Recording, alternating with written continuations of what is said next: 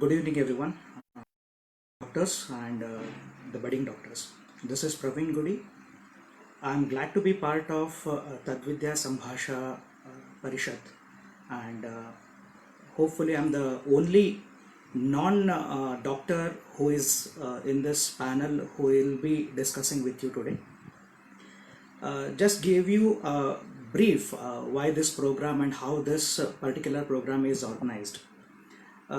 Dr. Saurabh happens to be my college junior, and we have friendship from last 17 years.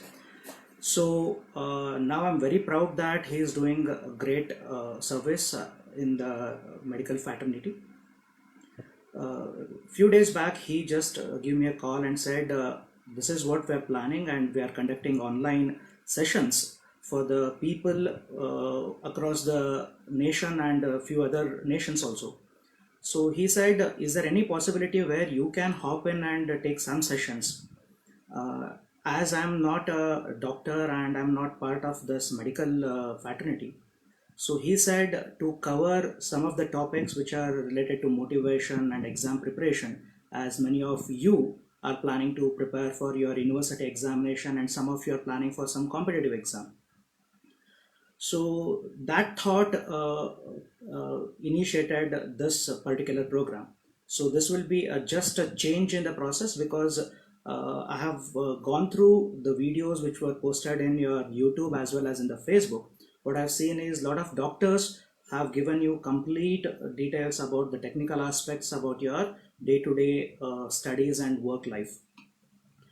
What we shall do today is we shall have a different program. Let's have a fresh mind for our upcoming examinations. This session is for those who are willing for, who are like looking at their career in a very broader prospect. Let me give you introduction.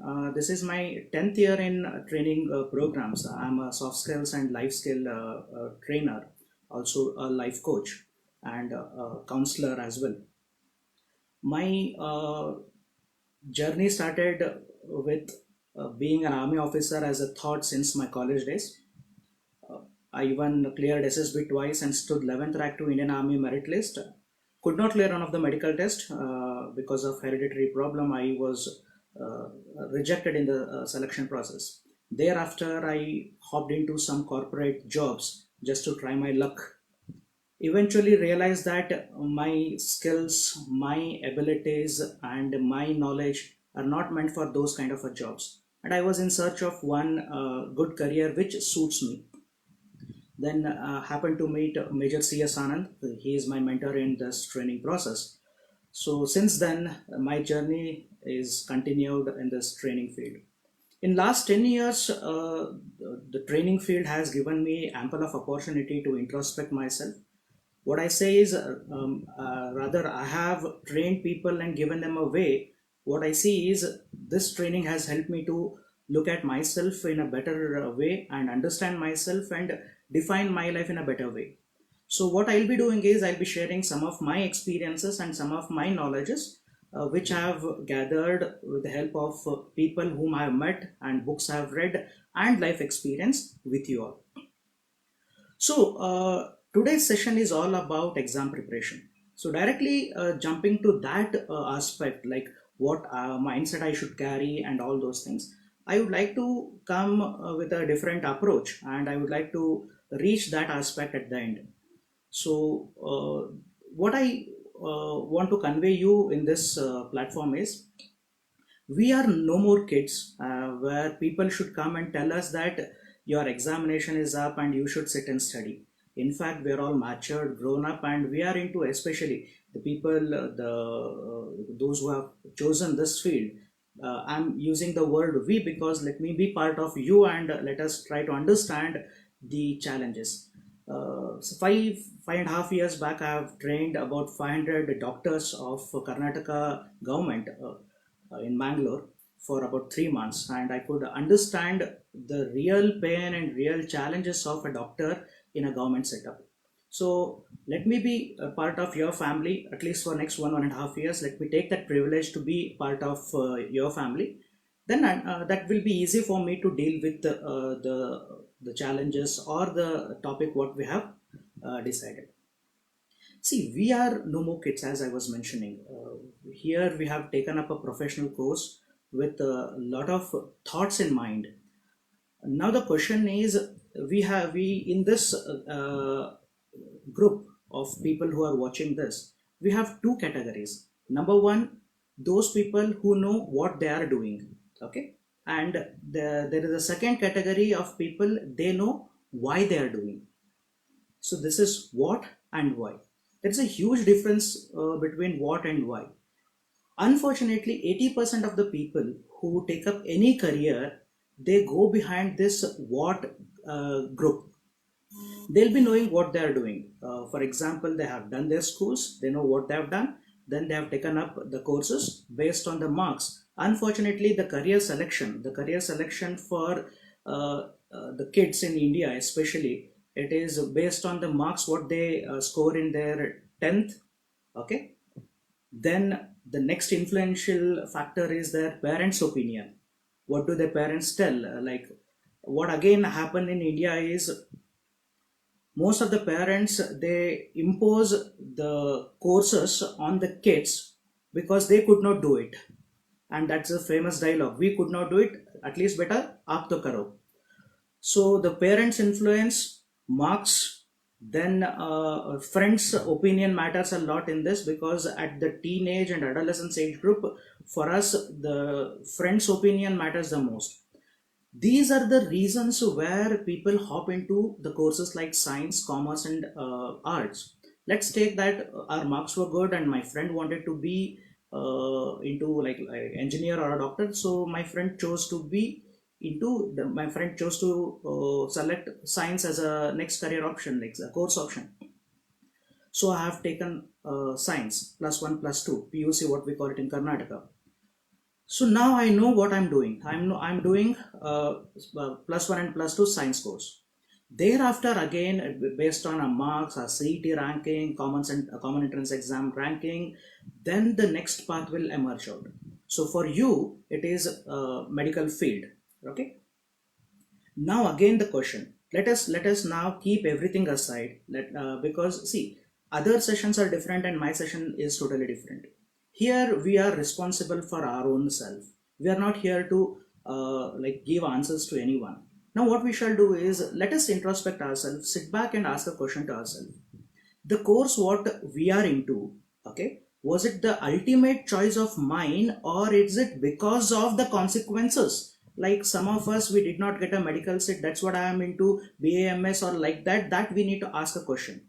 See, end of the day, some of the students, I'll give an example, I'll make this point very clear. When I go to these BCA colleges, I find set of students, they tell that, sir, we are doing this BCA, Bachelor of Computer Application course, because we did not get the seat in engineering college. As this is a computer course, let us like at least rather doing some ordinary BSc degree, we thought like let us do this Bachelor of Computer Application. Ego satisfaction, what we call it in psychology. So, is it because of that we are here, or is it because I always wanted to have my career into this Ayurveda related studies? Now, here we can get a clarity. Is it I'm here because of what I'm doing, or why am I doing?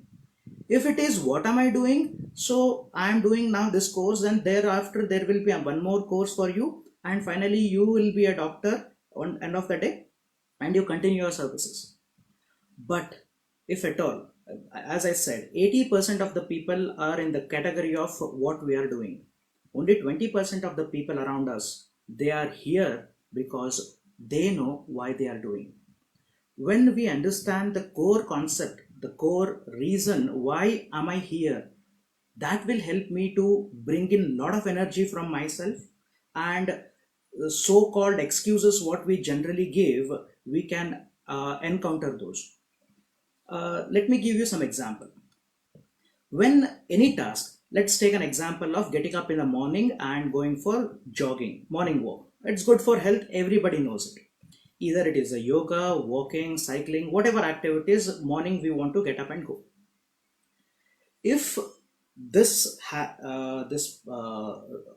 activity, if I want to do it for myself and I know why am I doing it, then that motivation will automatically pop out. That will help me to get up in the morning. Okay, I will not snooze my alarm, because that concept of snooze is very dangerous in our life. After some time I'll explain you how it will affect my day and how I have to overcome that also. So I will not snooze my alarm. Okay, and I get up and I keep going because I know why am I doing it, right? If somebody in the family, for example, I am a student in the college and my mother or my father is bit a disciplined person, and that person insists me to get up in the morning and go for a morning walk or a jog because I should keep a good health. If that is the case, then every day morning at 5 o'clock when the alarm buzzes, I will come out with hundreds of valid reasons. I'm telling you valid reasons. Okay, this why and what, okay, will definitely help us to understand the amount of energy and amount of efforts to be putting. See, we have just started a career or about to start a career as a professional. There's a lot of thing. There is lot of things we need to come across. As long as we are in the college setup, as long as we are so-called students, our life is very comfortable. Uh, Recently, I was in the market with my wife and my son. Me and my son were on the bike, and my wife went to a shop to purchase some items. A boy was crossing the road, and I saw wordings on his t-shirt. A very meaningful and beautiful statement. And the statement was, the actual life starts exactly after your comfort zones. The actual life starts exactly after your comfort zones. It's very true and meaningful word. We generally feel that it's always good to be in the comfort zones. Trust me, my dear doctors, to be doctors. As long as you're into the college, that is not your actual life. Your actual life starts the day you step into your profession. There are a lot of challenges you will come across. I have a lot of friends after those 3 months of training program, almost 5 years back. I regularly interact with them. What happens is, especially for the people in the medical field, challenge is they complete their bachelor degree. They have a lot of motivation, uh, and their scores motivate them. Since childhood, you people are good at your studies. You've always been respected and always been appreciated because of your marks, so-called toppers and rank students. You finish with the good numbers and you get into bachelors. Then the story turns. Okay. Then your 4.5, 5.5 years, the length of your course and the volume of the books what you're supposed to study and understand and remember. Okay, trust me, if you are into almost year or second, third year, you will understand this reality. The day one, when I entered this course, the amount of motivation was here, and maybe subsequently it deteriorates over a period of time. And even for some of us, we even encounter this question, did I do a right choice of coming into this profession? Trust me, your life has not yet started. This is just a bachelor course. Thereafter, you will be into your master graduation, like your masters. For that, the limited seats, competition, national level entrance examination. Meantime, there is a pressure of the family because the course is not that simple or short term courses. Every day the challenges are getting more and more, new kind of diseases are coming, and there is a lot of other influential factors which will keep demotivating us by the time we reach our final year of our bachelor course. The day I had a motivation after my 12th, the day after almost my graduation, there is a lot of difference. That's what very few doctors will make it for PG courses. And I have seen a lot of doctors even cracking some civil service exam, the one of the most difficult examination in the country. Again, I will be talking on that after some time. Now the question is, what is that factor making me to lose that motivation? Because this was a course. If let's go with a very positive vibe, that we all here, those who are gathered here, it was our ultimate choice to be a doctor, and this course was our own choice, and we are here. I always wanted to be a doctor. I always wanted to be referred as a doctor, and I always wanted to have that sense of respect received from the society. Yes. Now we create that particular comfort zone around us by the end of the graduation.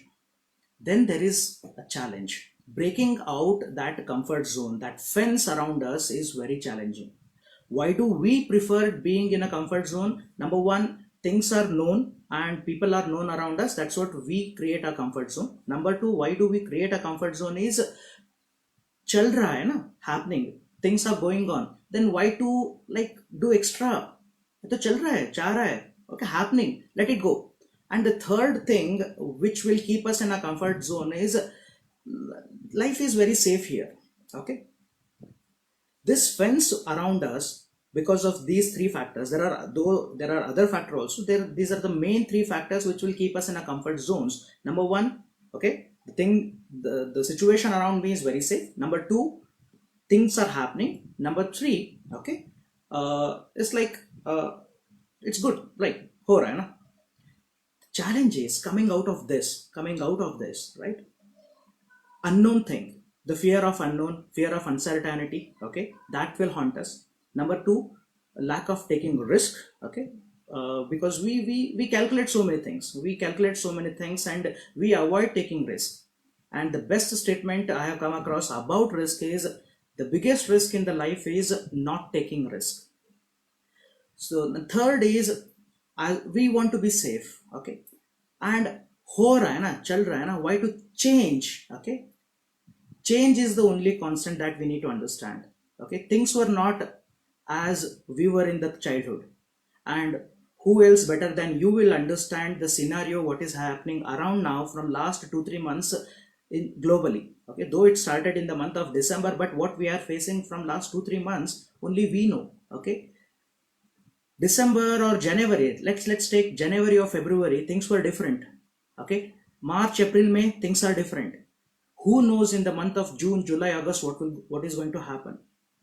If things were normal, if things were very certain, we would never had this kind of a session online on Facebook, okay. All these days we had used Facebook just to chat with our friends, communicate, share our photos and videos, okay. Today we are taking this platform to learn. That's what I'm telling you. Nothing is certain, okay. Every life is completely uncertain. So we need to be prepared for that uncertainty, we need to be prepared for that risk, and we need to be like prepared for like unknown things. We cannot just go with that everything is known. So when we push ourselves for uncertainty, unknown and risk, then we can come out of that comfort zone. And the day we come out of that comfort zone, our actual life starts. Then the things starts shaping in our life. Why am I giving you this preset? Because my further discussion will make you understand, will help you to understand uh, the whole process. My entire conversation is based on this comfort zones. My entire conversation will be based on this efforts and the mindset. Now I'll start with a story which is a fact and known to many of you.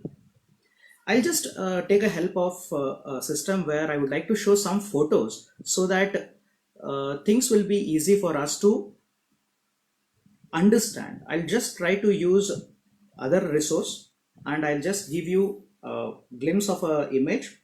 Let's try to understand. Like, okay, I think yes.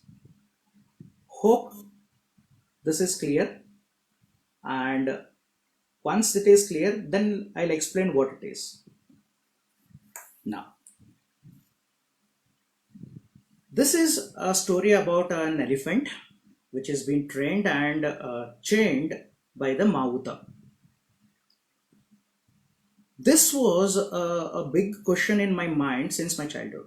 I used to travel with my family, and wherever I used to see the elephant is being trained and kept with them, they used to tie the elephant with a chain. And since that was a childhood game for us, that is statue.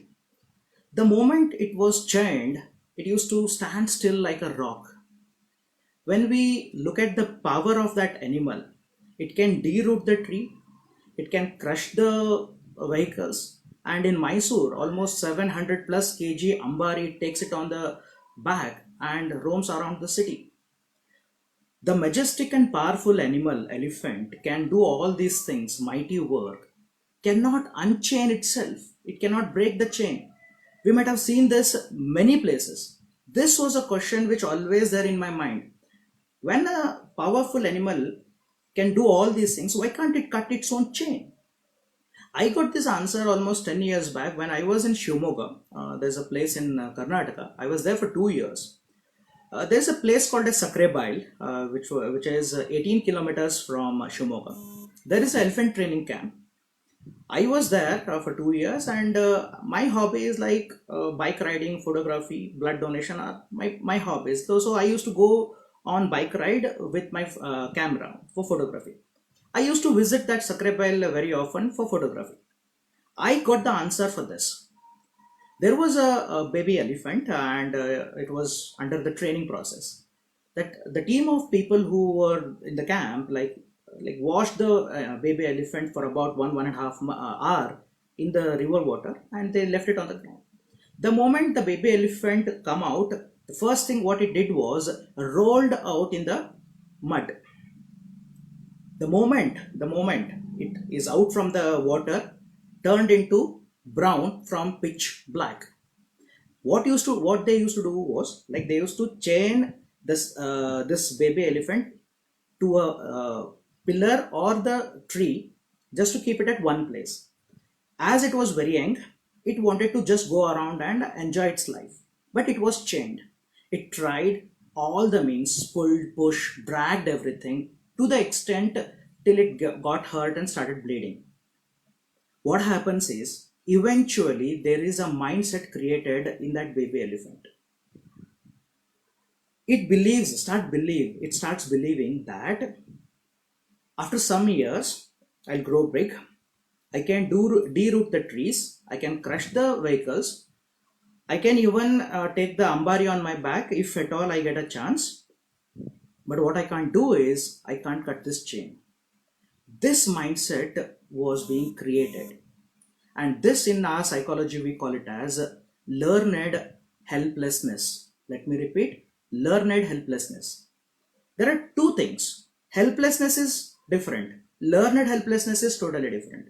What is helplessness? For example, a person born without eyes. That is helplessness for him for his lifetime. Okay. Without limbs, he is being born or she is born. That is helpless. That helplessness is totally different. Okay, the person is born in a very poor family. That person is not having like a bit of money to even have a food, a one-time food. That can be to some extent called as helplessness. These are different categories. Learned helplessness is totally different. You know what is learned helplessness? The helplessness created by us, the mindset created by us. For example, I go to a lot of schools and colleges for like training programs and motivating the students.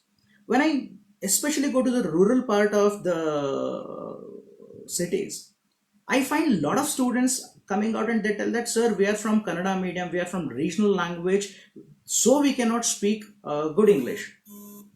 This is a learner helplessness. We have lot of examples, and I'm definitely sure that a lot of people sitting here in front of the system are from the regional medium, and now you are using your English as like just one which is part of your life. See, this is what I cannot speak English. Okay, I have a stage fear. These kind of helplessness created by us. Right? Now, what happens is, the elephant, since the childhood till it reaches its adulthood, being chained, okay, being chained. And initial days, it used to be tied with a pillar, or it would be tied with a tree. Of late, what happens is, let me show this image once again. Watch it carefully. Here, it is being just hammered in the ground, on the ground. Just 2 3 hammers. It can be easily pulled out by a small kid of age 5 or 6. Because of this strong mindset. Now let me come to the straight point. Elephant, though it is a very powerful animal, one chain is holding it back. Okay, it is known factor for the elephant that this chain cannot be broken by him or her. The question is, for us, similar chains are being tied. Few we know, and unfortunately few we don't know. There are weaknesses, what we call the strength and weaknesses. We in our understanding process, we call it as a SWOT analysis: strength, weakness, opportunity, and threat. SWOT analysis: strength, weakness, opportunity, and threat. Before taking up any course, I'm just interlinking. See, let me make you one more point very clear. I speak in the way like I initially put a dot, and eventually we keep connecting. At the end of the session, we will be having some diagram with us. You should have a little patience till the end, so that we will understand what is that I'm trying to convey the message. Now, before taking up any course, how it is impacting and how it will impact in future. Before taking up any course, the first question is it because of my own choice? Is it because of my marks, or was it because of the parents' pressure, or it is because of the opinion of friend? If it is number one, it is because of my choice, then this aspect will come. We should definitely know what are our strengths, and we should know what are our weaknesses, and also we should understand what are our opportunities and what are our threats. Now, see, the chain for this elephant is a weakness. Similarly, we have a lot of our weaknesses. And these weaknesses, if we don't answer them or if we don't encounter them, they turn out to be the big threat for our future. What happens is, mind will create a rigid mindset in days to come, and that will block our process. And that's how we try to be in that particular comfort zone. I have seen a lot of teachers. They write, they complete their TCH and everything, that particular training program they have to undergo to become a teacher, and they apply for the government jobs. Sometimes what happens is because based on the vacancies and all, their call for is delayed. They are okay to be at home for 2 to 3 years waiting for that government opportunity, and some of them, they don't even want to go to that nearby private schools where they can go and teach the students. When it is asked, they tell that no sir, when we go to private schools, they ask us to speak in English. What is wrong in learning a language? English is just a language, it is not a knowledge. Any language cannot be a knowledge. It is just a language. It's a medium with which we converse. That extra effort, one more extra mile. See, because English, for a Kannada medium person, English is unknown. Okay, it is challenging, and there is a fear of failure. If I make a mistake in speaking, people laugh at me. See, when we were kid, we were so fearless. Okay, we were so challenging. Go back to your first day of bicycle riding. My dear friends, you will understand. Nowadays, the kids have got those small cycles, small size. To their size, they have got the cycles.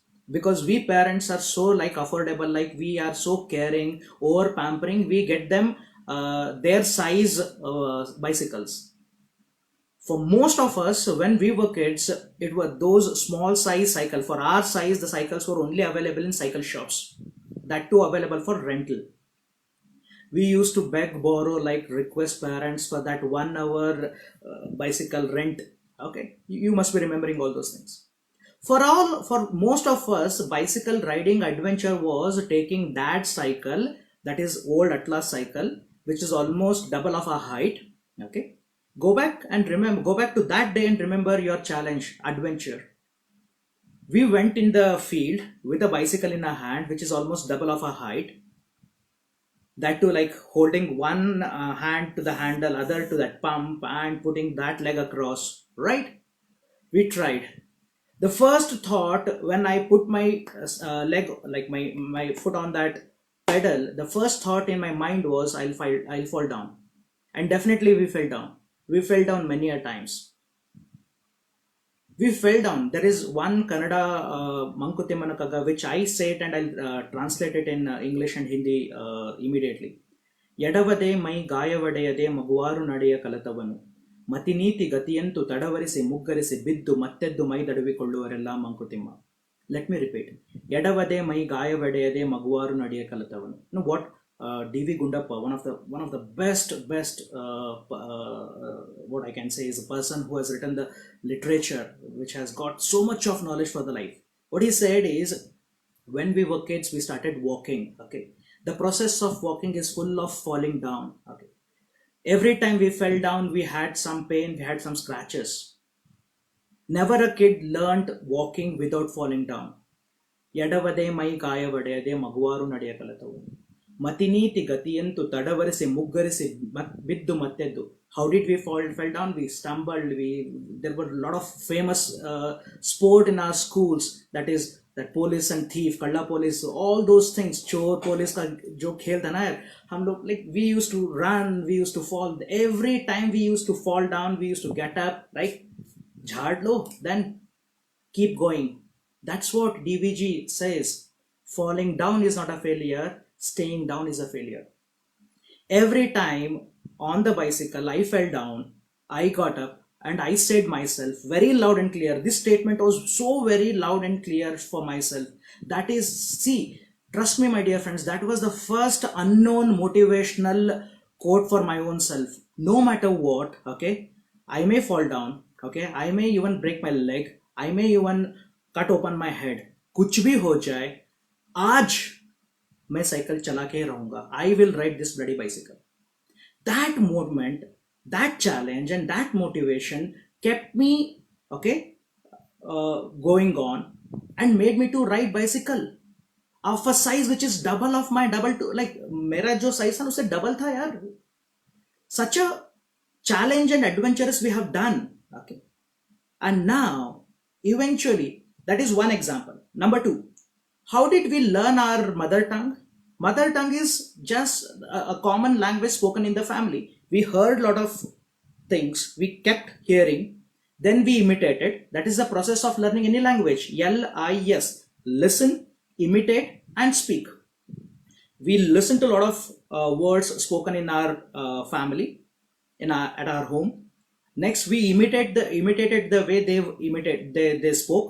Third, we started speaking. I have 6-year kid at my home. My son is 6-year-old and he is now speaking Hindi. His Hindi is a mixture of Kannada, English and Hindi. He keeps speaking Hindi. Wherever he goes wrong, he picks up a Kannada word or English word and he makes sure that he'll complete the sentence and he renders what he want to tell. And in that process, we laugh loud. The way he makes a sentence, it is very difficult to even control a laugh. The moment we laugh, he laughs along with us. This is how we learned language. Hope I'm right. See, when we were kid, everybody around us laughed at us. We too laughed at them and just went on. That's how we picked up that language. Now, when we have grown up, okay, when, for example, I'm trying to speak decent English, this is my first attempt and I make some mistake, people in front of me, they laugh at me. This is not a new thing. Since childhood, whenever I have spoken, I have made a mistake, people laughed at me. Correct? Then it was okay, then it was very fun, then it was very joyous. Now It's a question of like respect, question of ego. I'm sorry. So now that mindset of taking it very light, okay, जाने दो यार कुछ भी हो जाए, let me do it, that is gone now. I become so conscious, I become so alert, and I try not to make mistake. How it is possible? And by chance if I make a mistake, okay, and I some people make a comment on that, then I decide, done, I will never attempt on this. That's what that Mankuti Manaka guy said. Falling down is not a failure, staying down is a failure. If the moment I make it that, if after my mistake, if when somebody makes their remark and I decide I will not do, most of us, we have done it. In our school days, we stepped onto the stage for the first time. Maybe because of teachers' pressure or some reason we stepped onto the stage. We thought a lot of things to go onto the stage and speak. Last minute, everything evaporated and our presentation was flop. Everybody laughed at us. And the moment I was stepping down from the stage, I have took a Bhishma Pratidne and I said like, never in my life I will step on the stage. This is where that learned helplessness will come into the picture. I fell down from the bicycle. I got up. I took a commitment that I will ride once again. Okay. I made a sentences. I did it wrong. People laughed at me. I just said, "Chalo, koi baat nahi," and I'll just. Where this mindset has gone now? If we bring back 10% of this mindset, trust me, doctors, any examination in front of you is not going to be a challenge for you. Know why? I have created some of the comfort zones around me and I am very comfortable. That's what I was giving the example of that particular teacher. I've seen a lot of teachers, they are okay to be at home for 2 to 3 years after their course, waiting for that government job. They don't want to go to the private schools because they ask them to speak in English. Come on. Even I know, like while making the sentences, even my sentences are going here and there because what you're looking at is Kannada medium government school Neeli Cheddi White Angi product. I have studied 10 years in government school. It is okay to make mistakes because end of the day, people in front of you will not sit with a Renin Martin grammar book. They'll not sit and they'll not like evaluate your grammar. What they want is how better you're communicating, how better you're convincing. These are the simple examples I'm picking up from a life where our life was full of challenges, adventurous. We were adventurous kid. Okay. I'll give you one more example to make you understand. Like that is what the potential what we have is more than what we know. Unfortunately, we have underestimated, okay, and underestimating ourselves for the challenge what we are going to face. When we were in our school, especially high school, maybe like 8th grade or ninth grade, the knowledge was very less, the confidence was very high. We even had a thought that I'll go and win the world. Dunya jeet ke aunga. Knowledge was very limited, okay, but the confidence was at peak. The more and more we fed the knowledge. Knowledge is power. Knowledge is supposed to be power, okay. The more and more courses we have started adding, courses supposed to be knowledge. Now at the final year of a graduation or post graduation, my knowledge is here, and for many of us the confidence has come down. It is not supposed to coming down, it should go up, right? Bring back, my dear doctors, bring back that missing child, okay, that adventurous child which took the challenge of riding the bicycle which was of double the size. Some of us, we jumped into the well, okay, jumped into the well in the villages to learn swimming. Nowadays kids jump into the water, like especially wells, after their results. During those days, the only way of learning swimming was to jump into the well. The risk, was it not a risk? It was a risk for the life. We did not care about it. That was such a adventurous people we were. What happened to that particular kid? It is my request, it is my request unconditionally, doctors, please stand in front of a mirror, look into yourself and ask this question: what happened to that kid who had promised me to win the world? For that kid, winning the world was an easy task, and for the person right now, is that examination in front of you, maybe that university examination or some competitive examination, is becoming a burden. You know why? Because we have lost in the process of impressing people. The burden is so high, so strong, it has become so like painful for us. I'll show you one more image. Is it not a life is like this?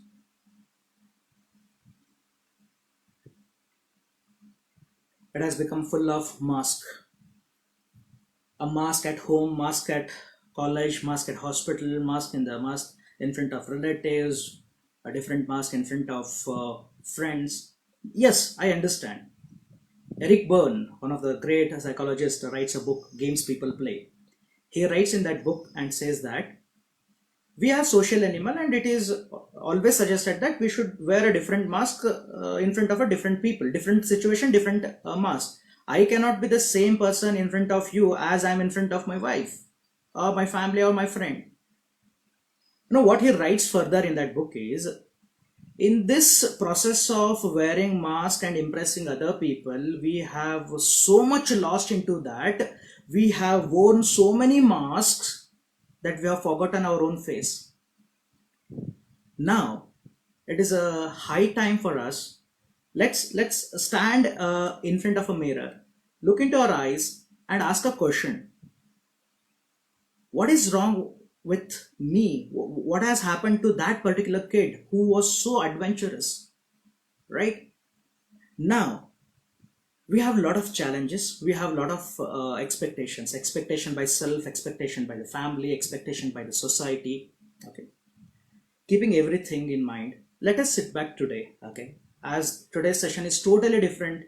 What I have seen in your website is like complete technical sessions, and this is something out of the box. It is something like a regular serial is going on and there is advertisement comes in.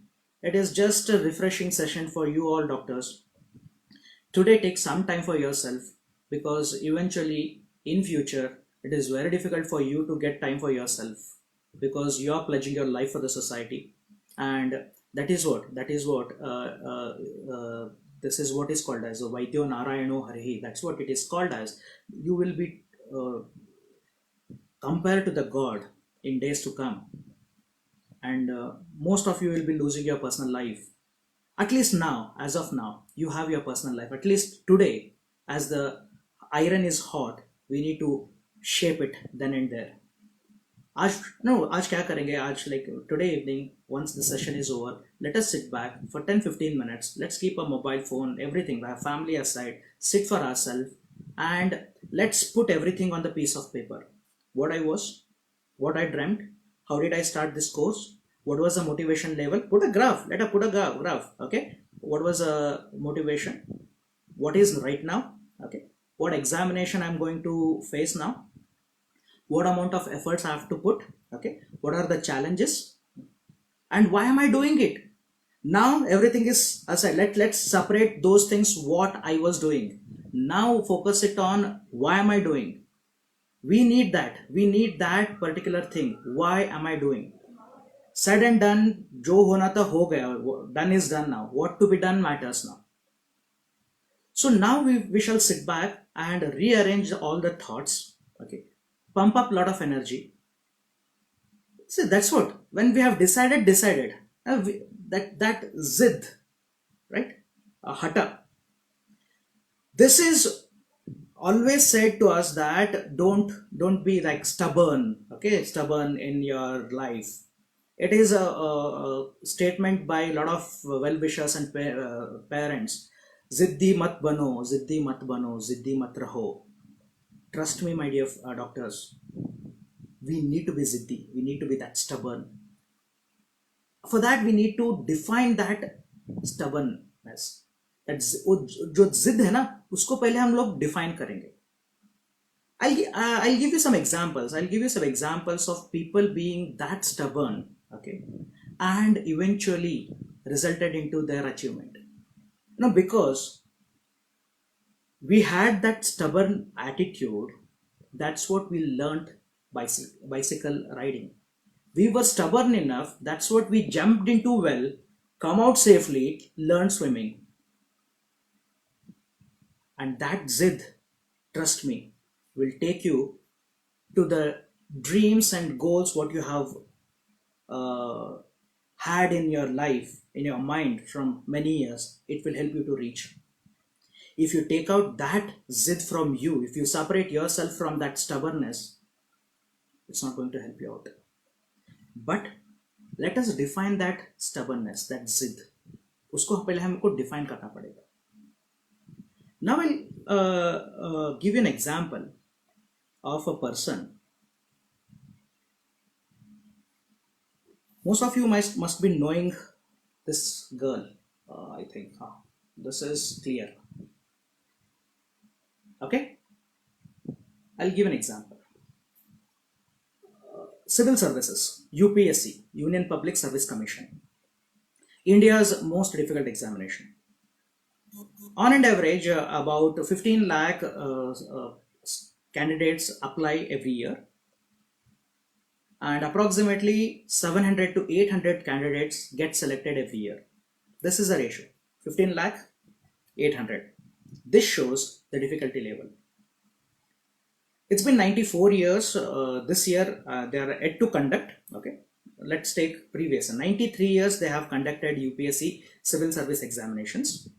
This UPSC is a board of government, Union Public Service Commission. From last 93 years they are conducting examination, and it will be into 3 phases. Okay, prelims, mains, and interview. Now, why it is referred as the most difficult? Because in last 93 years, in the first set of examination, that is prelims, not even a single question was repeated and will be never repeating ever again. So, the most difficult examination. Now we'll come to this aspect. Generally, there is a lot of different approaches to deal with this.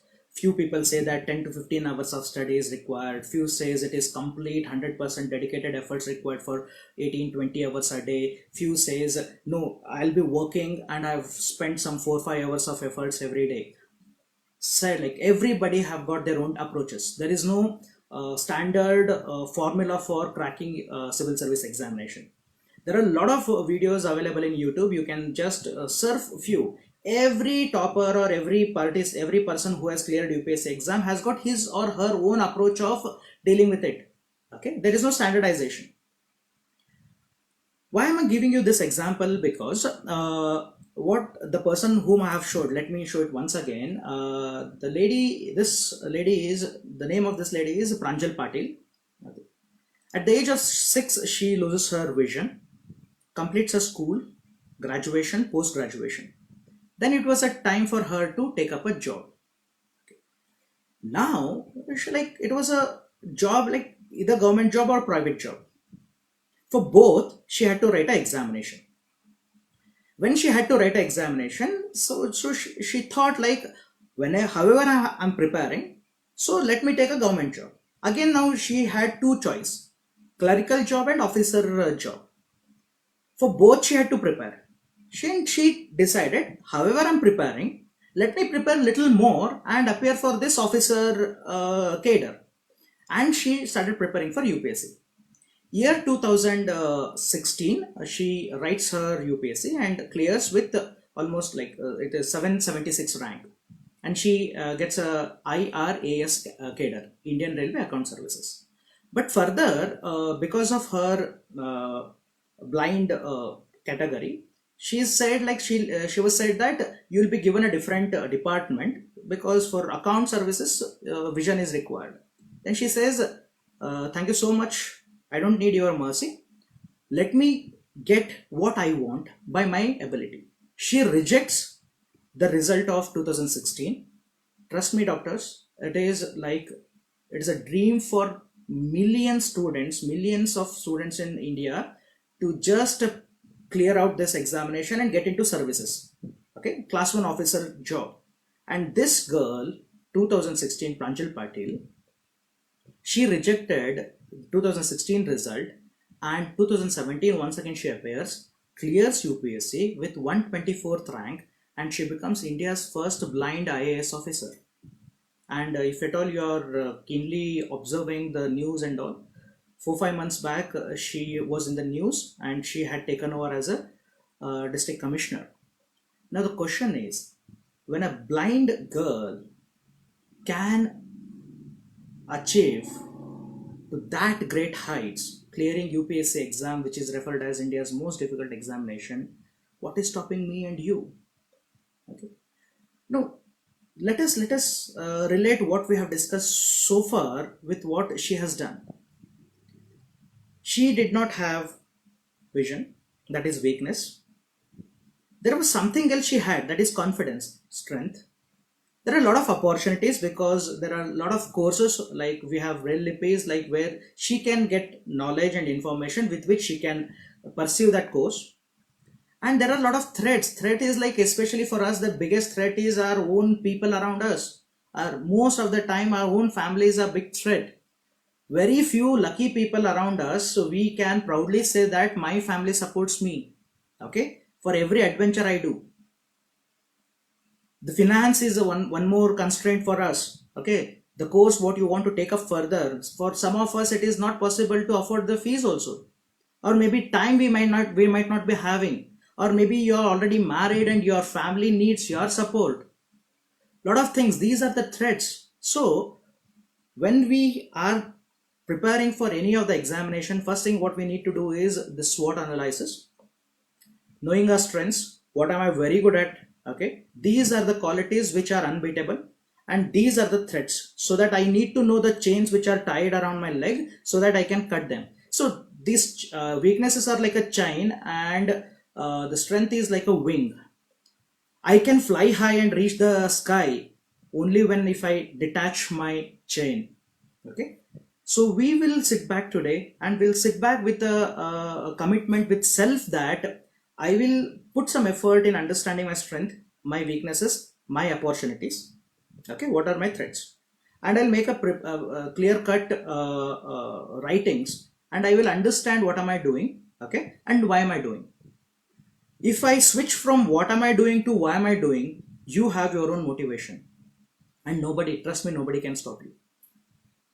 8,848 meters,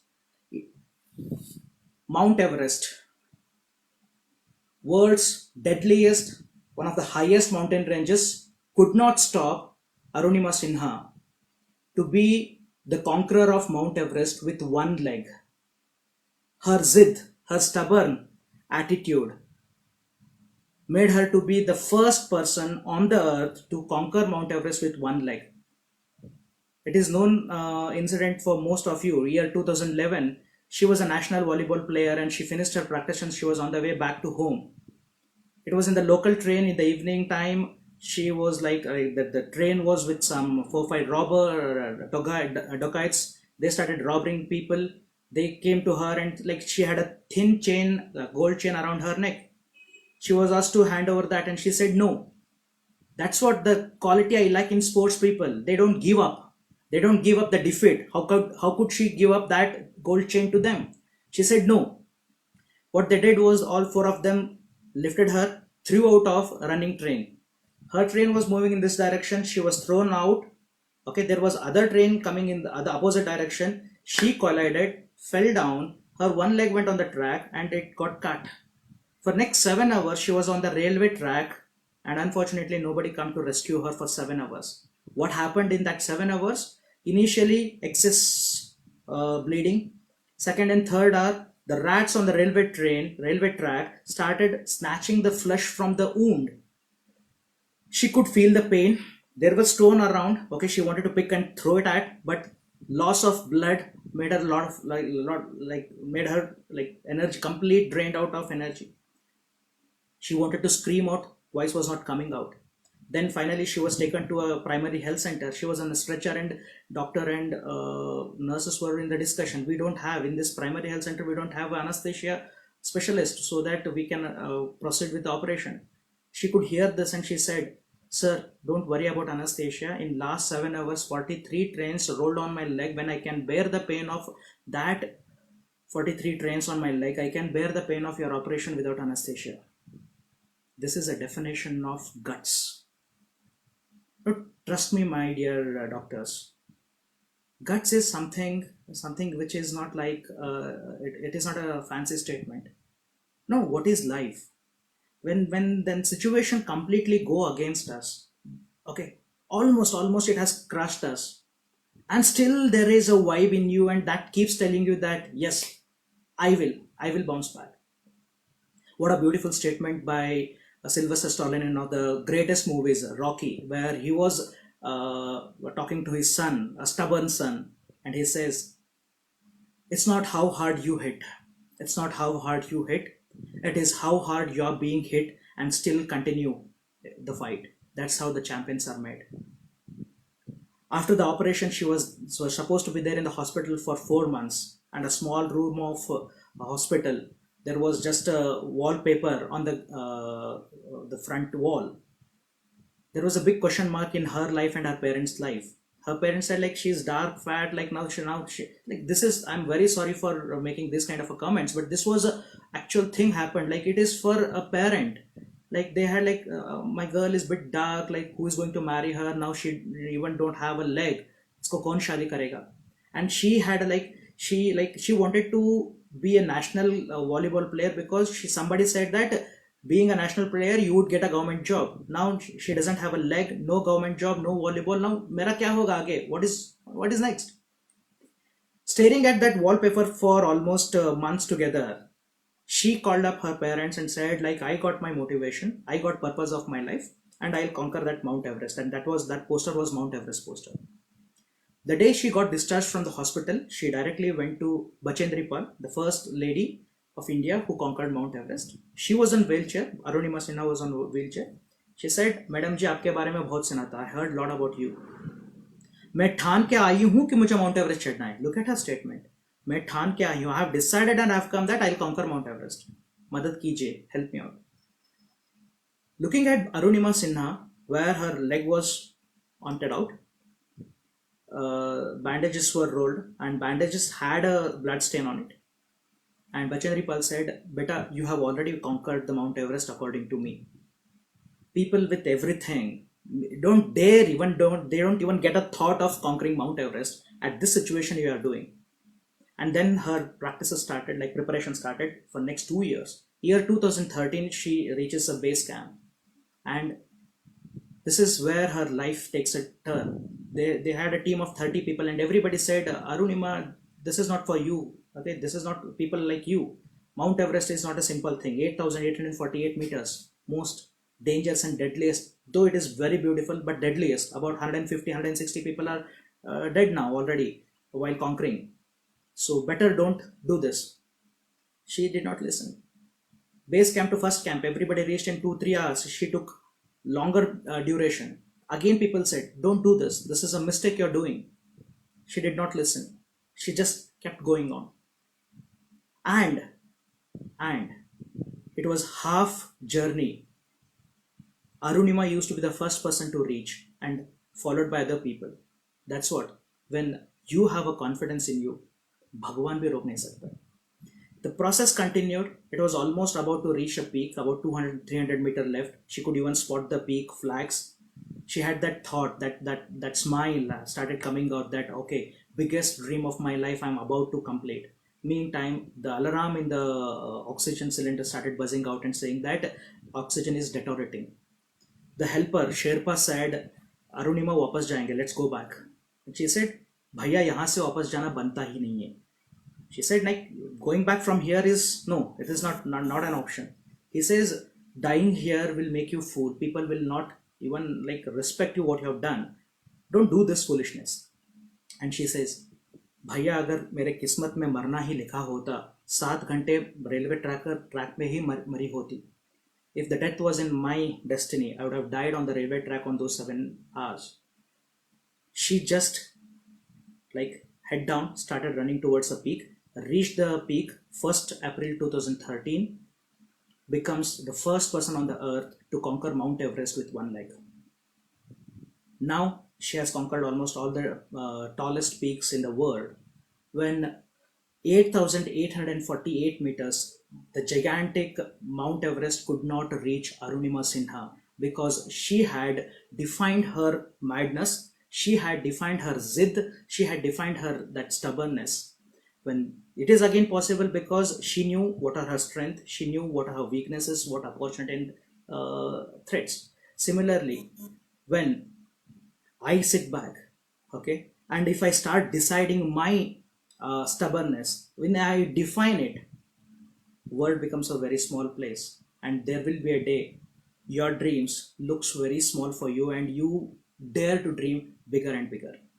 Now, before I proceed further, I'll just make one more point very clear here. There are two different things we need to understand. Number one, dreams. Number two, goals. Dream is a different aspect, goal is a different thing. I, being a motivator, I go to a lot of schools and colleges. I motivate people even like to dream big. Okay, dream is something we need to, because it is a tax free. We should. That's what Dr. APJ Abdul Kalam says. Dream is something which is not happening at night. It is something which will not let you sleep. Okay, but dream is not one thing which will definitely take you to your achievement. We need to understand dream. Okay, is something, let me give you a clear cut definition between dreams and goals in my way. Okay, a very simple way which I will make you understand difference between dream and goal. Number one, dream is something which is a desire of mind. For example, I want to do it. For example, मुझे घर बनाना है, I want to build a house. Okay, now what I do is I tell it to my friend or my relative or my family that एक दिन में, like in 10 years I'll do it, like एक दिन मुझे घर बनाना है, I one day I'll buy the car. Okay, that one day may be a week, 10 days, a month, 6 month. There is no specific time limit. It can be dragged. It can be postponed. Sometimes it cannot be achieved. We have dreamt. Not all our dreams, what we have dreamt, we have successfully completed them. Whereas the goal is definitely, no doubt, it is also a desire of a mind, but it comes with a time frame. For example, I am with some of my friends group, okay, and we were standing in some place, and I could not speak a proper English, and my friends make a joke on me, and they tease me like isko baat karna nahi aata hai. And on that day, in front of them, I take a challenge. I tell that, give me 2 months and I'll speak in English. Okay, now this is a desire of a mind is speaking in English, but I put a time frame, 2 months. Okay, 3 years I'll buy a car, 5 months I'll construct a house. Giving a time frame, okay, will differentiate the desire of mind from dream to goal. Now what we need to do is, okay, how to do this? Like, let us first list all the dreams. Which competitive exam you want to write, or what is a university examination, what is a rank, what is a score you want to do, whatever you have. It's life is not all about just the course and subjects we take. Life is all about something apart from this. Okay, make the list of your dreams, first thing. Now what you should do is, based on these dreams, now start giving the time frames which can be done. For example, I want to construct a house. Can it be done in 1 week? Not possible. It certainly requires some amount of planning, some amount of funds. Okay, all those things is required, and based on what salary or what money I have, what money I get every month, all those things will come into picture. Then I will give it like, in 5 years I'll construct a home, whereas I can buy a car within 1 or 2 years. Right, now I want to learn a new language. Okay, for example, French I want to learn. It can be learned in 6 months. So now dreams, make a list of dreams and start giving the time frames to it, which can be done in a shorter time, which can be done in a moderate amount of time, which can be done in a long term. This is how we can split our dreams into short term goal, mid term goal and long term goals. Right, once these categories are done, you will get to understand what priority you need to put your efforts into. Unless and until I am very clear what am I doing, why am I doing, how am I doing, actions will not come into picture. Otherwise what will happen is, there is a statement, you can find these kind of images in Google. Dream big, okay, set your goal, take actions. Let me repeat, dream big, set your goals, take actions. These images are fine.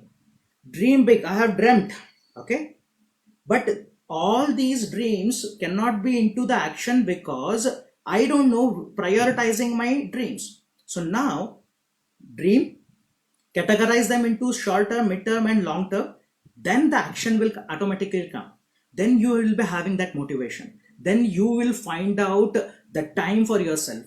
See, doctors, you and me, everybody around us, we have 24 hours time frame in our life. So what we have done all these days is we have set our mind for this 24 hours time frame. We have done it. Now what we can do is, instead of 24 hours, we shall do a different approach. We will bring a different approach. This is a different approach. This is, I think it is reverse. 1 is to 23 and 1 is to 22 rule. What is this 1 is to 23 and 1 is to 22 rule? Let me explain you. 1 is to 23. 1 plus 23 is 24. That is number of hours. All these days, 24 hours I have split and I have utilized. For example, 6 hours of sleep, 1 hour of exercise, or like my personal work, 2-3 hours of my personal work, college hours, everything I have done it. So based on that, I have split my 24 hours and I have acted accordingly. Henceforth, what we will do is, instead of considering 24 hours a day, let us consider only 23 hours a day. If at all our clock showed only 23 hours, we would have had our plan accordingly. So we'll do that. 23 hours, okay, is a time for me. Let me chalk out everything for that 23 hours. Remaining 1 hour is for me. Let's be that selfish. That 1 hour I will read, okay, the things, the knowledge which is apart from my subject. Or for example, if you are very particular about your upcoming exams, competitive exams or your university examination, think that you need 3 hours of preparation every day. But what is happening is, like, because of your day-to-day routine, your college, other stuffs, somehow you are not able to consistently put that 3 hours. I have one more graph for you, which I am showing it in some time. Sometime I'll just show it and I'll explain you how to monitor our efforts. Like, tracking our efforts will help me to understand what way my efforts are going on. Now, what we shall do is, if you think that 3 hours is your time required for your preparation, now what you should do is make your mind in a such a way that your day has got only 21 hours. It is for you, the rule is 3 is to 21 rule. 21 hour is for everybody, for dunya ke liye, for rest of the world. All your activities should be chopped out in that 21 hours, and that 3 hours is for you. No matter what happens, Hari Brahma, like even God comes, I will not spend this 3 hours for anybody, because this 3 hours is my time. Trust me, if we sit back and chalk out properly, we can definitely segregate the things and separate that 3 hours from that 24-hour list, and I can keep. Now I'll explain you this chart. What I'll do is, this is a chart, okay. I'll end of this, I will give my number as well. If somebody needs, I will send the copy to you in the Facebook Messenger. This line shows number of hours and this shows days. This I call it as effort tracker. How to track our efforts. See, every day, I'll explain this and we will conclude. I know I'm just overshooting the time, but I request you to stay on for some more time. I'll explain this. But we need to understand, we are putting efforts. Sometimes what happens is, like, we don't understand itna karne ke baad, because I'm a counselor, I do counsel a lot of people. What people generally say is that, sir, हमने तो effort डाला था, we have put efforts, but I don't know, like कम पड़ रहा है, like it is not like appropriate, नहीं हो रहा है, and it is not happening. For that we need to understand, am I putting proper efforts? My efforts are in a proper channel or not?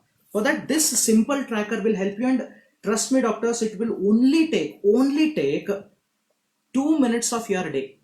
You know, first thing is that you just draw this graph. Long back in our school, we used to do all these graph things and all. I don't know in your medical studies you do this graph or not, but let's go back to our childhood. Okay, this graph, very simple.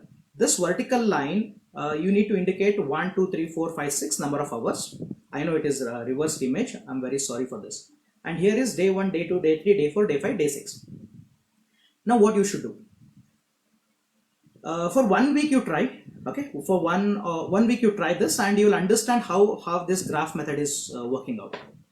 Now what happens is, every day you have your own study time. Think that morning you get up by 5:30 and by 6 you start studying. 6 to 6:30 of studied. Okay, and you got some work. You just gone for that work, maybe some 30 minutes, come back and started studying. Okay, another 15 minutes you have studied. All this study, what I'm telling you, is productive number of hours. Okay, so 6 to 6:30, 30 minutes. What you should do is, the moment you're going out, like when you're getting up from your studies, just make a small diary, keep a small diary with you, write the day, okay, day 1 or the date or something, and mention 6 to 6:30, that is 30 minutes. Just go for your work, come back and sit, another 15 minutes you have studied. Okay, just mark number of hours I am spending. I'm just marking it. How much time it would take? It would take hardly 10 or 15 seconds to just write between what duration to what duration I've studied. Okay, don't mention what is that subject you have studied. All those things we don't need. Okay, just mention number of hours or number of minutes you have seated and productively you have studied. Like that, throughout days, log you have to maintain. Before you go for a sleep, okay, calculate everything, add all the timing. It may turn out to be 2 hours or 3 hours of productive studies. For example, look at this. Day 1, for example, आज हो गया, like tomorrow I have started, tomorrow I'm starting with a very fresh thing. So day 1, I have studied a total of 2 hours. So what I have done is, day 1, 2 hours I have marked. That's it. Okay, this is a first day graph. 2 hours I have studied. Day 2, okay, I'm more motivated. Generally day 1 or day 2 will be more motivated, so I have gone for one more extra hour. So day 2 is 3 hours. Now day 3, unfortunately something went wrong, or some relatives or some unavoidable situation hopped in. The same thing happened with me. Our session was supposed to be in the morning, like afternoon 1 o'clock. I was into inevitable situation. I could not come at 1 o'clock. So I have requested Dr. Saurabh to reschedule it, and he has given me this timing of 4 o'clock. Maybe something goes wrong according to our plan, and I could not study for 2 or 3 hours. I could only study for 1 hour in a whole day. This is just a simple example. So day 3 is 1 hour. So what I do is, day 4, I have to compensate now. I cannot just let it go. So I sit back and I study more, and I have made it point that I have studied for 4 hours. Day 5 also I have studied for 5 hours. Day 6 I have gone for 5 hours. Day 6 again, day 7 again it had come down in 3 hours. Now complete the graph. These number of hours is like the calculated hours from morning till night. Now after 1 week, you will get an average. You will get an average of almost 3 hours. Let's take from 1 hour, from 5 hours. Let's take an average of almost 2.5 hours. This is what an average time I have got it for a week. If my graph, once you keep doing it, if my graph shows lot of fluctuation, okay, that means I am very inconsistent in putting my efforts. I'm not disciplined in my life. I'm not committed to my work. I always have one or the other reasons. I cannot keep up a promise of that 3:21 ratio of my new rule for my own life, for my better life. If the graph shows lot of fluctuation, also graph cannot show always an increase in the growth. Okay, at certain stage it has to be a straight line, almost a straight line. Maybe half an hour or something is fine, it is acceptable. Now what we shall do is we need to understand, we need to avoid this fluctuation. That means that I'll get to know personally. See, when we were kids, we were having a lot of people around us who used to monitor us. Our school teachers, tuition teachers, our parents, relatives used to monitor us and used to guide and make us sit and study, okay, number of hours. Now we are grown up people, okay, and we feel offended when somebody come and tell us that better sit and study. We feel offended when we tell that don't come and teach me, I know everything. Okay, this attitude we always carry, because mind is mature now. We are into that adult, we have crossed that adolescence now. So if it is fluctuation, it is a clear indication that there is inconsistency, and you know what is the result of an inconsistency. Inconsistency result will yield always inconsistent result. Consistent result will always yield a consistent results, right? So consistent efforts we need to bring in. That's what I need to understand, whether I have a fluctuation in my efforts. If your graph shows after certain fluctuation, if it remains stagnant, let us take an average of 3 hours. If it is 3 hours, the graph, that means on an average 3 hours every day you are putting efforts. Great. Now sit back, okay, discuss with your seniors, discuss with your faculty, and discuss and you'll also be knowing for 3 hours effort, okay, if whether I can clear that entrance exam or not. With the discussion with your seniors or your faculty or people with a lot of knowledge in your field, if they tell no, it is not sufficient, okay, at least another 1 hour of efforts, you have to study more. That, for example, if it is 3 hours, if they tell that you need 4 hours of effort, there is a gap of 1 hour. Now what I should do is, if I keep doing the same thing for rest of the days, my efforts will remain short at the end, and I will say that I have put efforts but it was not sufficient. थोड़े में रह गया sir, like I missed by 1 marks, I missed by 2 marks, I have like my luck, okay, my luck did not favor me. All those things will come into picture. What we have done all these years, okay, will result me a little short if it is a case. Then according to the people's opinion, if it is required 1 more hour of effort is required, now from where we need to get that 1 more hour? We will not get loan from somebody else. Now again, go back to your daily routine. Earlier it was like 3 hours is to 21-hour lifestyle. Now change some like bring some amendments into your daily routine, okay. Instead of 3 hours and 21 hours, make it 4 hours and 20 hours. Rearrange your entire timetable, okay, rearrange your entire timetable, and you have to bring that 1 extra hour from your daily routine. For that, again, once again, 1 more, this is your study graph, okay. 1 more graph we can even do. What, like, it is, see, everybody, including me, everybody, we spend a lot of time in front of social media, and we have our own set of, like, we have our own mode of entertainments. Now we need to understand what is a productive work apart from my studies and apart from my personal work I do. For example, I spend some 2 hours in front of my mobile phone. For an example, 2 hours in a whole day. Maybe it is WhatsApp, Instagram, Facebook, playing some games, whatever it is, listening to some songs, whatever I do. What I do is, again, I'll put a tracker of my mobile usage or other things apart from my studies. Non-study hours, let me put a graph. Okay. If the graph again shows an increase, non-study hours, that is dangerous. It has to come down. It has to deteriorate. Okay. Now what I should do is, if I get an average of 2 hours, what I'll do is I'll bring 30 minutes from my entertainment schedule, and I borrow that 30 minutes and put it here. So my 3 hours now become 3.5 hours.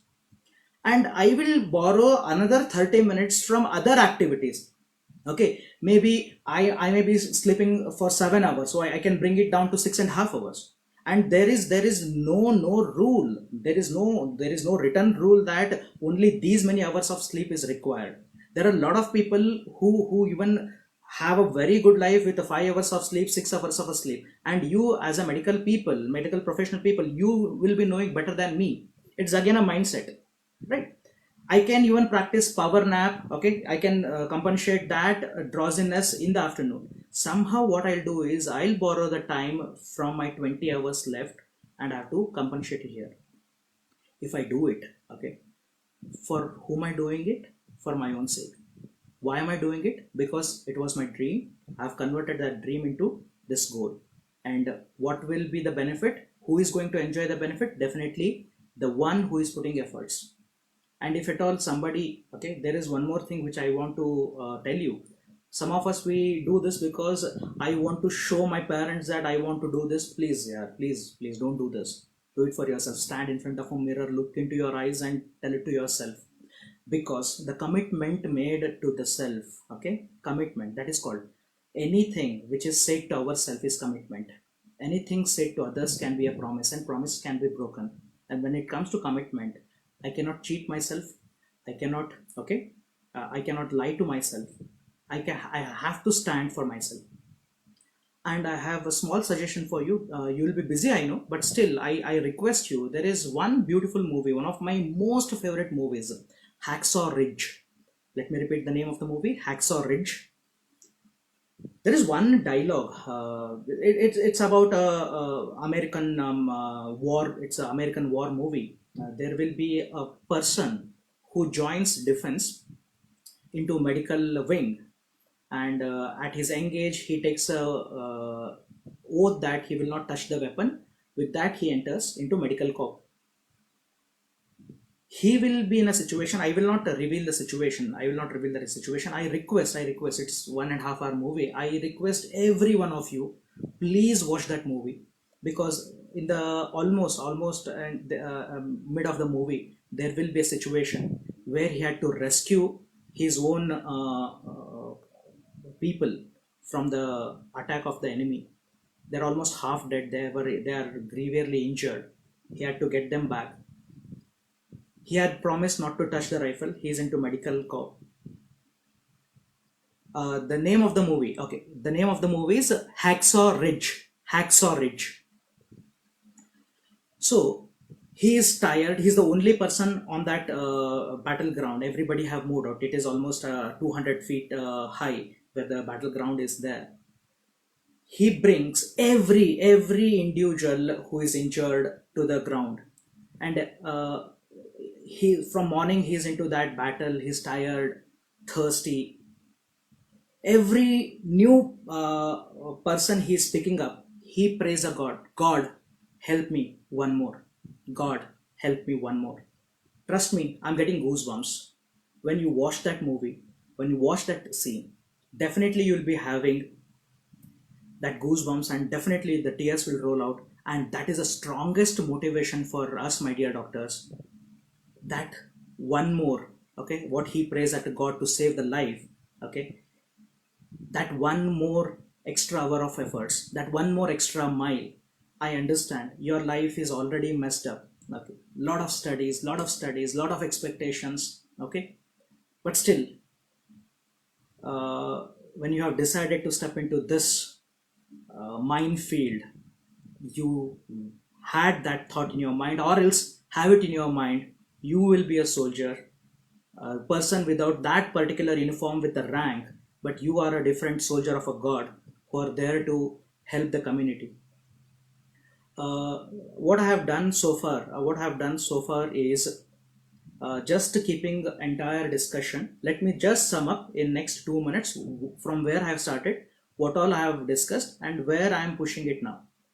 I've started with the comfort zones, okay. Then it is on SWOT analysis. Then some achievers examples, some 2 3 examples I've given. Then finally move to that study graph and how to rearrange the timings. One more thing I missed telling you, my dear friends. Please understand, the professional effectiveness will only come when I am personally effective. Personal effectiveness, if we increase, automatically that will be reflected in our profession. For example, I need to be disciplined in my personal life so that I will be disciplined in my professional work. I need to be very organized in my personal life, then only I can be organized in my professional work, okay. If I am committed in my personal life, definitely I can be committed in my professional life. Take it from me. It is not a like, see, this is very simple rule of life. I can be very professional, I can be very disciplined in my professional work, and I can be indisciplined in my personal life. No, I'll give you a small example. I request you to bear me for a few more minutes, because I don't know when again I may be getting an opportunity to discuss with you. I just want to share some of my experiences with you. See, I said, because I said that alarm snoozing, I said I'll take it later. That's the point here. There is something called as we keep alarm for the next day, and we go for a sleep. You know what? Mind is the master computer.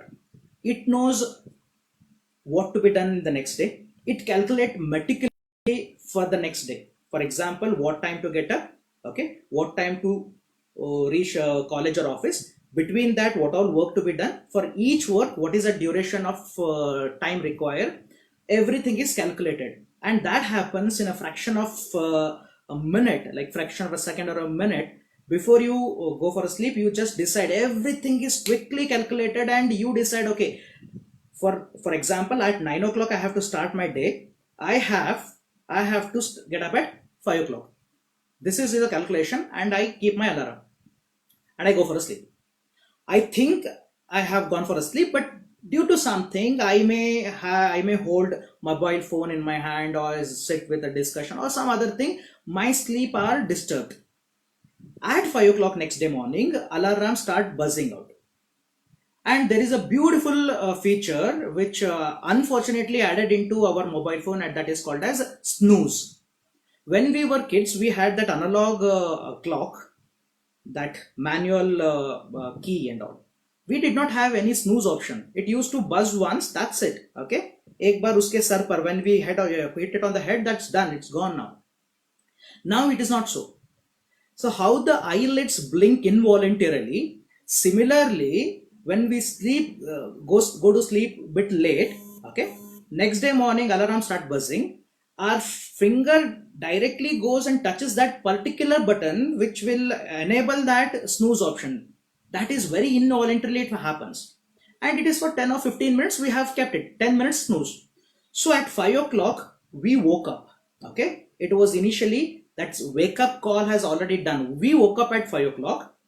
Unfortunately, we did not get up. Okay, woke up, did not get up. So it snoozes for 10 minutes. And that 10-minute snooze is so beautiful on the earth, that is like blessing on the earth. That is a heaven. We don't want anything. That 10-minute sleep is like priceless. And one more snooze. Okay, generally one more snooze. 20 minutes. Okay. Now I got up at 5:20. Woke up at 5. Got up at 5:20. There is a delay of 20 minutes. Okay. This delay of 20 minutes in the early morning, the first stage of our life, we have to compensate at some other stage of the rest of the day. Because I woke up, I did not get up. The concept is wake up, get up. Why I need that 20 minutes of snooze? Now what will happen? The previous day night, I have made a very meticulous calculation. My mind was that super computer. Either I will miss breakfast, or I will miss ironing my cloth, or I'll miss my bus, or I'll stuck up in the traffic, because previous day night my mind was better than Google Map, and it knew that what time there will be a peak traffic. Everything it had calculated.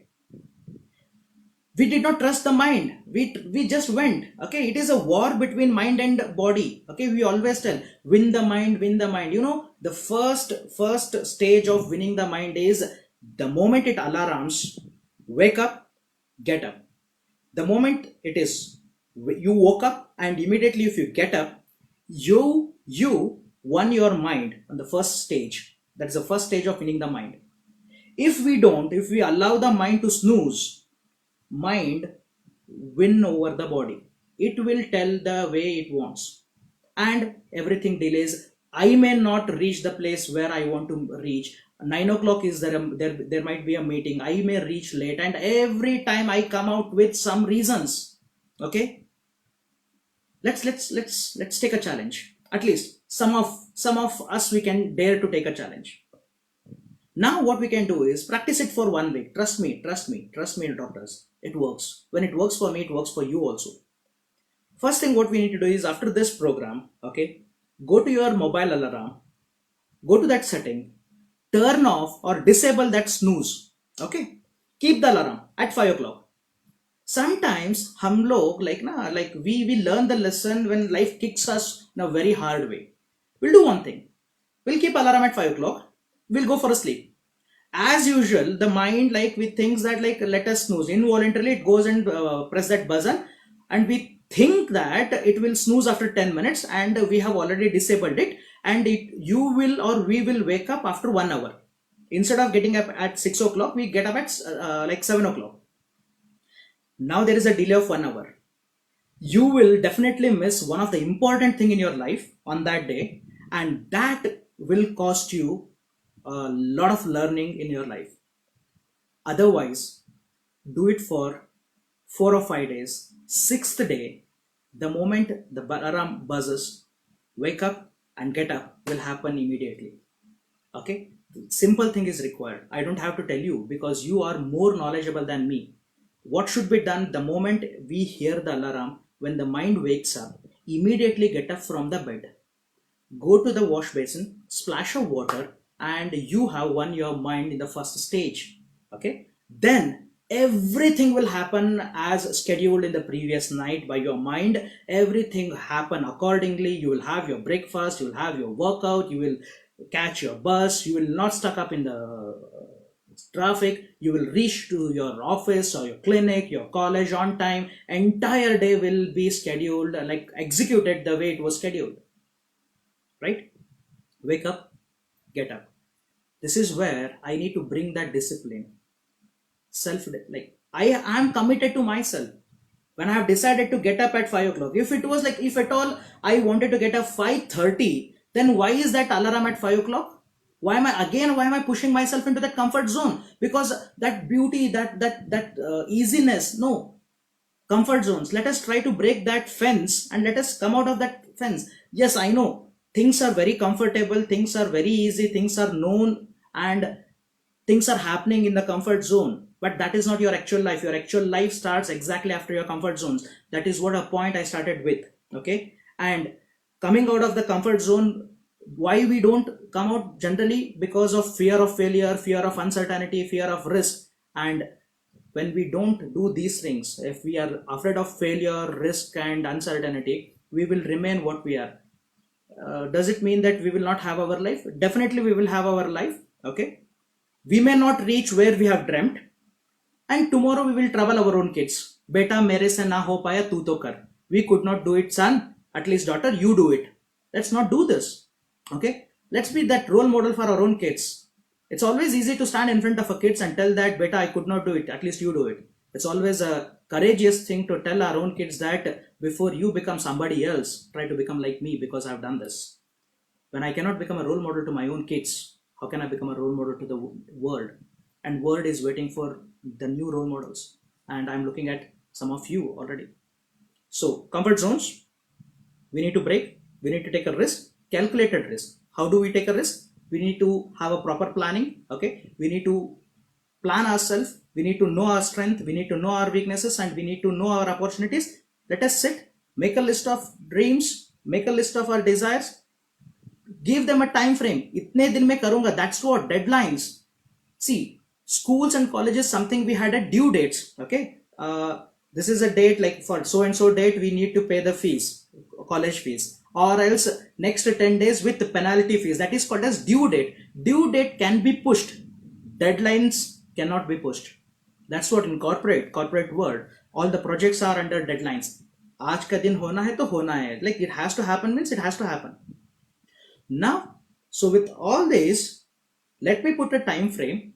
Let me make efforts. How do I make efforts? You know what to study, what subject. That I am not expert at. Okay, I'm an alien in your field. In fact, what I can relate myself with you is, as a patient, I can relate with you. Okay, not an expert, but my experience lies something else. And with what experience I have gathered, with the people I have associated, the books I have read, and the experience of life, I have shared you. And now you make a chart. You make a chart after 1 week, after, like, if you are really particular, after 4 weeks you will be having absolute idea about number of hours you are putting efforts. Okay, these efforts will decide like your short term, mid term, and long term goals. Kitna effort dalna hai, how much efforts to be put, am I putting those efforts?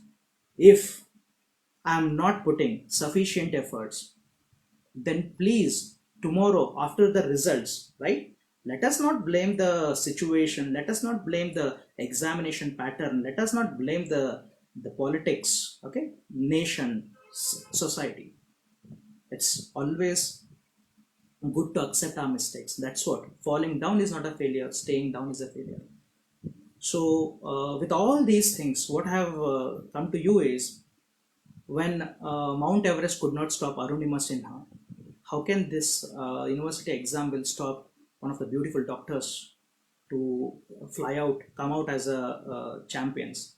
So looking forward to hear it from you. This was my session after 5 years with a medical team. Otherwise, the topic was totally different. We used to have 3 days, 3 full days training program for doctors, in-house doctor, like doctors in one of the resorts, like for 3 days, 30 doctors a team for almost 3 months. I gathered a lot of knowledge from them, the life in the PHCs, government setup, how badly they are suffering in some of the situations. Especially, you people are very good at technical skills. Okay, you are very good at dealing with the diseases, but unfortunately, in your set of studies, you don't have something called as people management skills. Okay, tomorrow when you are into some hospitals, you are suddenly there is something called as teamwork, reporting, non-cooperation, all those things, and delegation, art of delegation, assigning right work, conflict management. When there is a team, there will be differences of opinion, conflict management, emotion management, stress management, all these things will come into picture. And unfortunately, in none of your syllabuses these things are ever discussed. You are always being discussed with the subject knowledge, and suddenly you are put into that actual life where other set of skills are required. So I request each and every one of you, start even working on other set of skills. And in this process, if you need any sort of information or suggestion, you definitely consider me as one of your friends. Rather, I would be glad to consider you all as my friends, because in future, when I tell my own son, right, like, if he tosses a question, Bab, like, Dad, what is that you have done? I can tell that, scroll my mobile contact number, and you will find a lot of doctors. I have gathered a lot of doctors in my mobile phone. So I'll be very glad to be associated with you all. Once again, my name is Praveen Gudi. With the same name, I'm available in Facebook. Praveen Gudi is my Facebook profile name. Praveen V Gudi is my Instagram handle, and my number is 9900001925. Let me repeat: 9900001925. This is my contact number. I would like to definitely hear it from you. At least some of you drop your feedbacks. Okay, personally, WhatsApp me, or my profile. You just come and drop. I would like to hear it from you. How was it, and what else was supposed to be covered? Because after a long time, not being a part of a medical family, it is very difficult for me to even directly jump what kind of competitive exams or what kind of subjects you'll be dealing with. This was a purely a motivation and energy booster session for us. So I hope I have stood to the expectation of what Dr. Saurabh has kept on me. Saurav is like my younger brother. We have that close association, 17 years friendship. So now that turned out to be this beautiful. I always believe that God connects right people at right time for right purpose. So once again, I thank you at the outset for your decision of being a doctor.